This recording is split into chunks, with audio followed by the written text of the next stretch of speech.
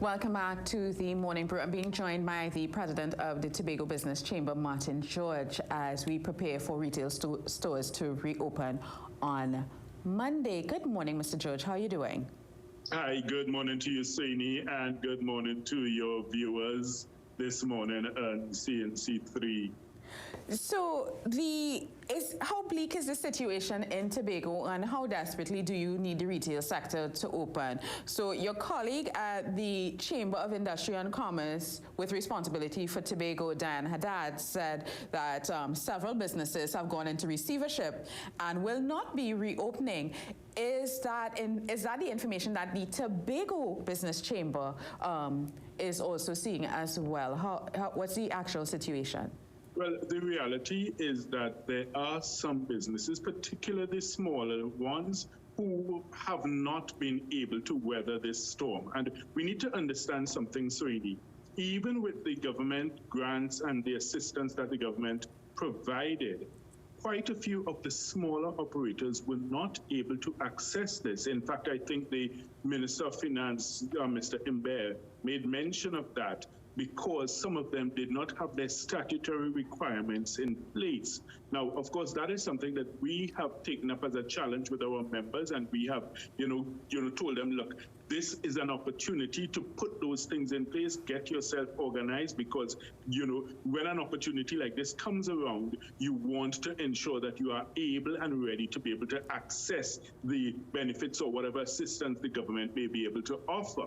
So there has been that fallout, and of course there are some who have not been able to get their act together in the sense of their financial wherewithal to be able to reopen. So we will see the results of it. Of course, the long-term effect of this pandemic from a financial perspective will only be measured, I think, in time to come. It's difficult to say for certain because there are some business persons who, I guess maybe for privacy or maybe pride or whatever, may not want to disclose the true nature of what is happening with their business. But the point is, the reality will show itself when Monday comes, or you don't see them open, or you see them with reduced staff or reduced stock. And I mean, it is a reality. It really is a reality.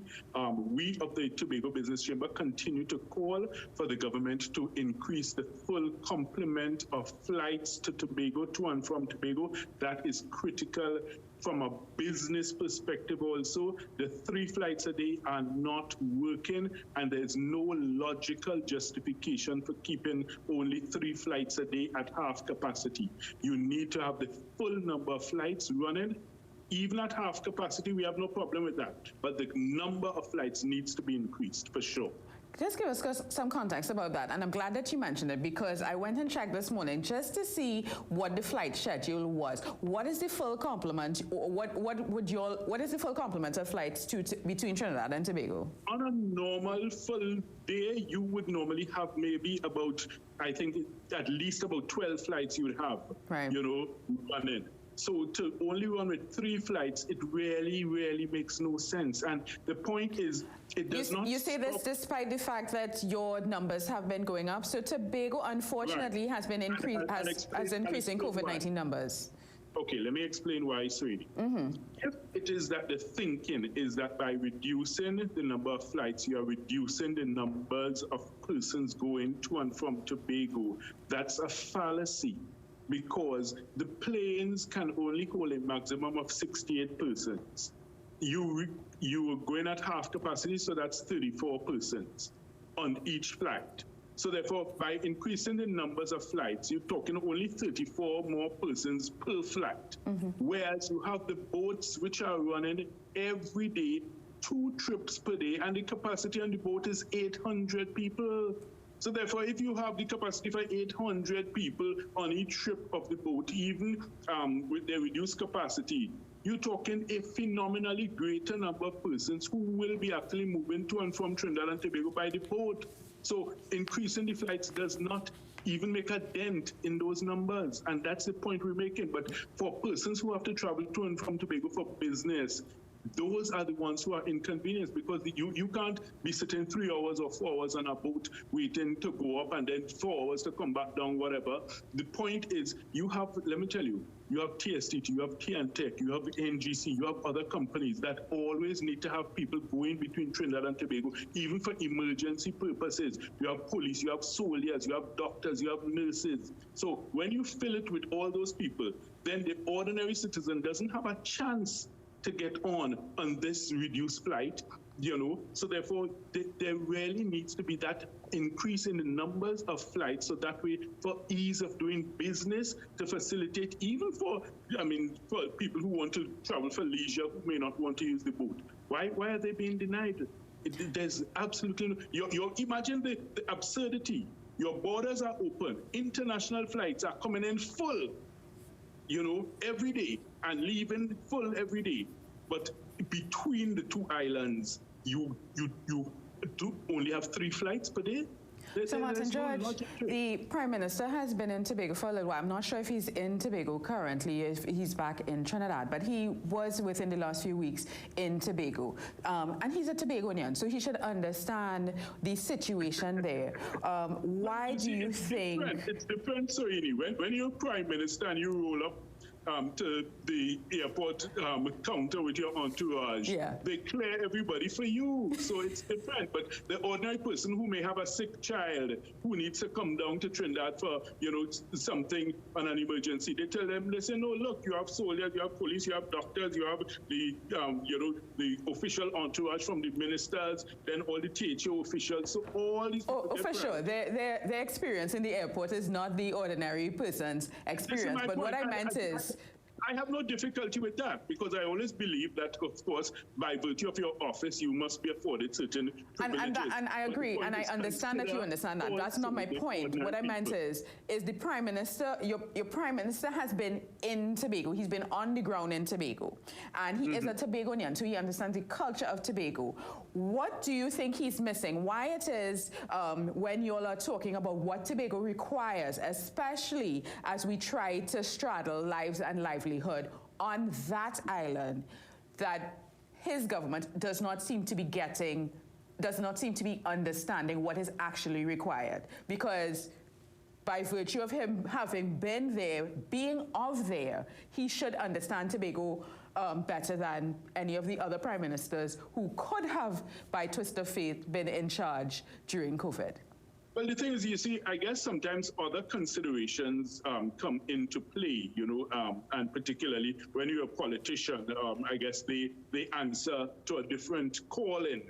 So therefore, I'm not able to comment on what may be motivating or not motivating persons when they are, in political office. But the fact of the matter is that this pandemic has presented challenges to everyone. And we recognize that. We also recognize the fact that it is a moving target, in that, the way it's evolving, you have to keep adapting your strategies. And that's all we ask. We ask that the government, the Prime Minister and his cabinet, that they engage in this type of meaningful dialogue, not just, lip service, but understand that, look, we as stakeholders, we do have a part to play. Our opinions do matter. Our voices do count.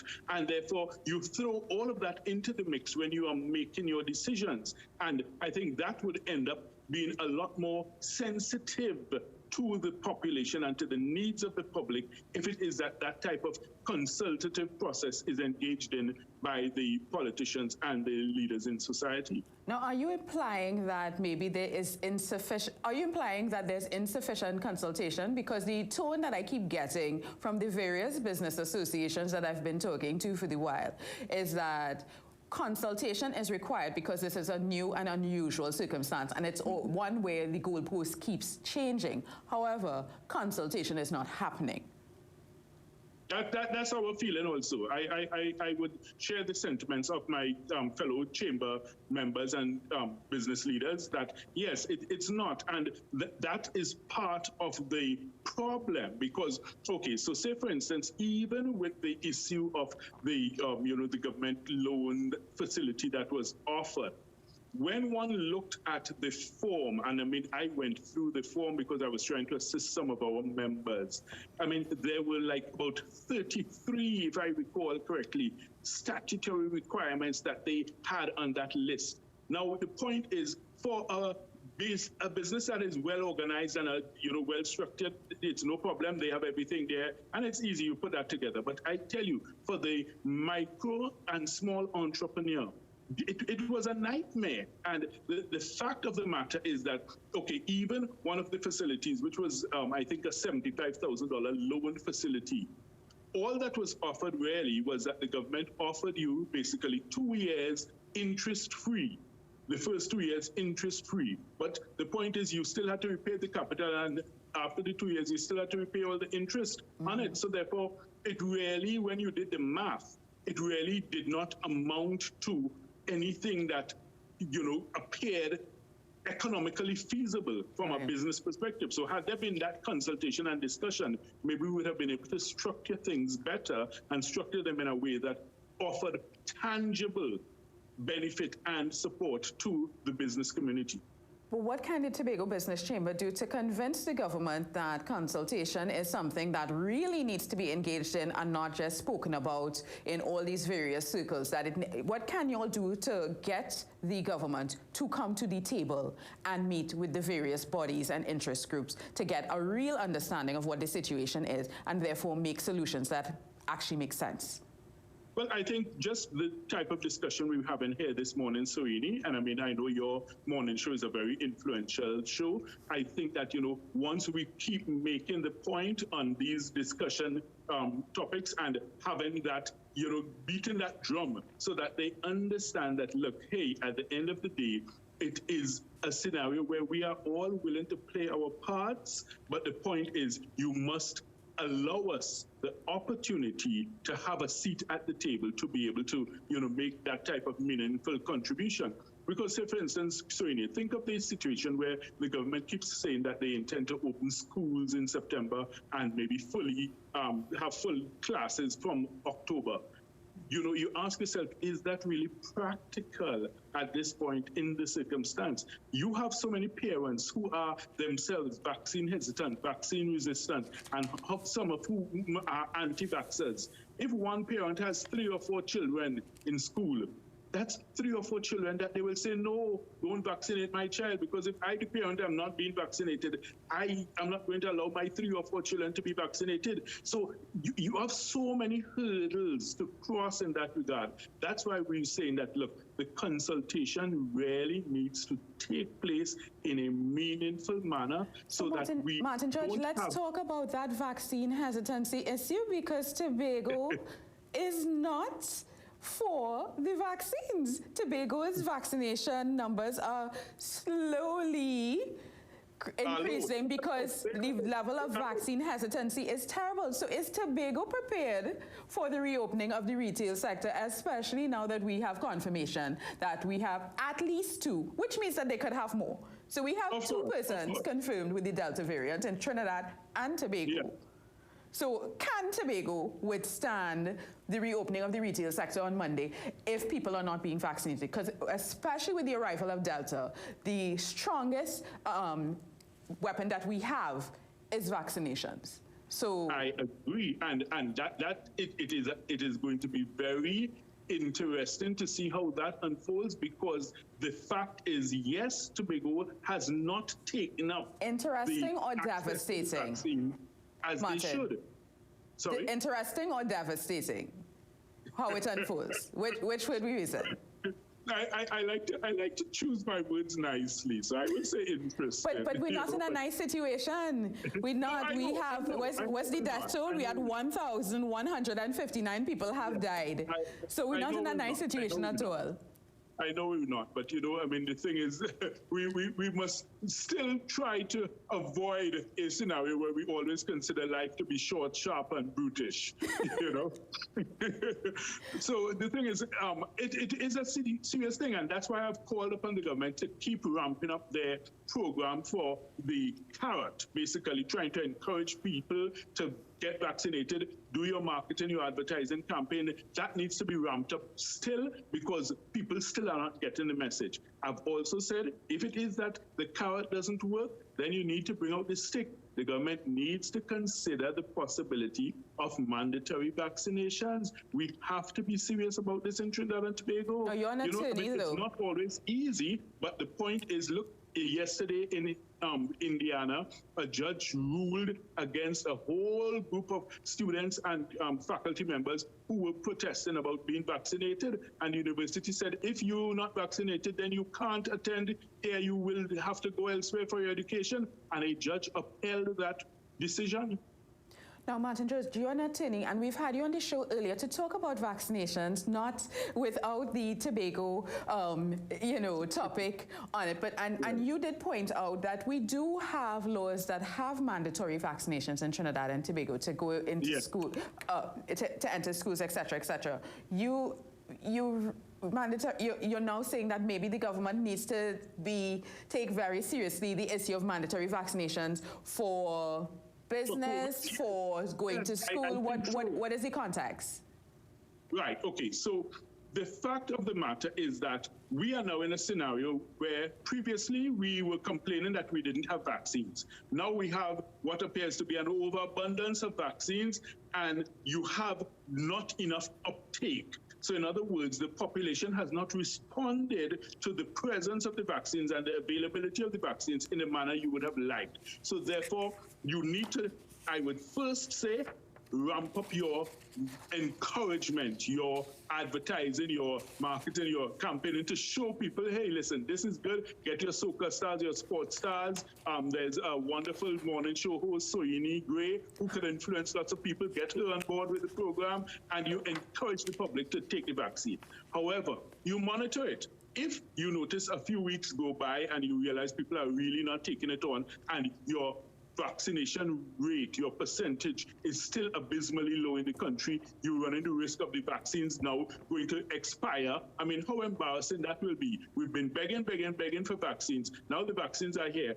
What happens if 2 or 3 months go by and the vaccines expire on our hands? That makes no sense. You're really going to have to take some hard decisions. And if it means you have to bring legislation, you of course consider those who may have valid exemptions for religious or medical or whatever other reasons. You treat with the exemptions, but by and large, you tell the population, listen, we will mandate to vaccinate.